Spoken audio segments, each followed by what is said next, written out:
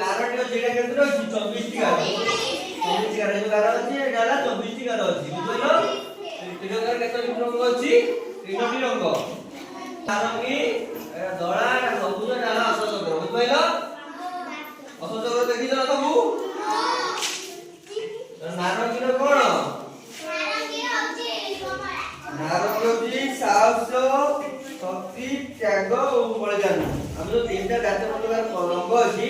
ସବୁ ରଙ୍ଗର ଅଲଗା ଅଲଗା ସାହସ ନାରଙ୍ଗୀ ହେଲା ସାହସ ଶକ୍ତି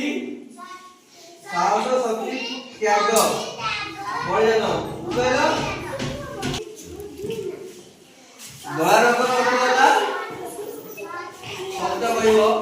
ସଞ୍ଚୟ ରଖିବ ବୁଝିଲ ତମେ ଶବ୍ଦ କରୁଛ ତ ସଞ୍ଚୟ ରଙ୍ଗର କାମ ହେଲା କଣ ଅର୍ଥ କଣ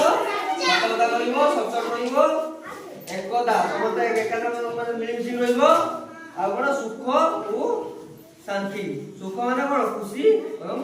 ଶାନ୍ତିରେ ତାଙ୍କ ଶାନ୍ତିରେ କରିବ ଏକତାରେ ସମସ୍ତେ କାମ କରିବ ବୁଝିଲ ତାପରେ କେହି ଛାଡ଼ିବନି ବୁଝିଲ ତାପରେ ଅଜସ୍ର କେତୋଟି ଅଛି କହିଲେ ସବୁ 24 ଟି ବୁଝିଲ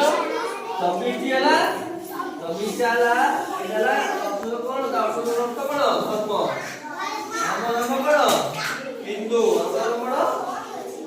ଆମେ ହେଲେ ହିନ୍ଦୁ ଧର୍ମ ନା ତମେ ତ ଶିଖ ଅଛ ନୁହଁ ଶିଖ ଅଛ କି ହିନ୍ଦୁ ନା ଆମେ ଗୀତା ପଢୁଛ ନା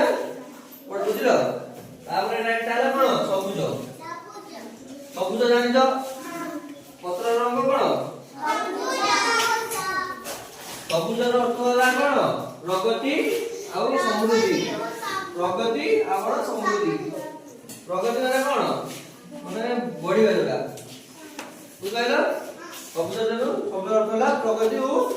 ସମୃଦ୍ଧି ବୁଝିପାରିଲ